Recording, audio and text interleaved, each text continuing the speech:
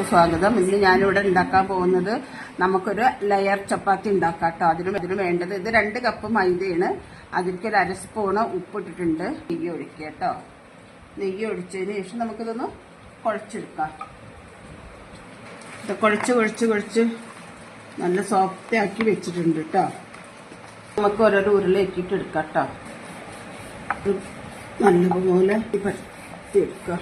നമുക്ക് നെയ്യായാലും എണ്ണയായാലും വേണ്ടില്ല, എന്തായാലും മൊത്തം തേച്ച് കൊടുക്കുക.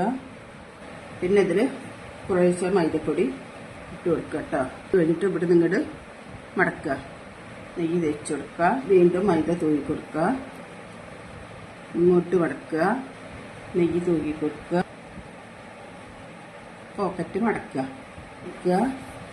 പരത്തുക.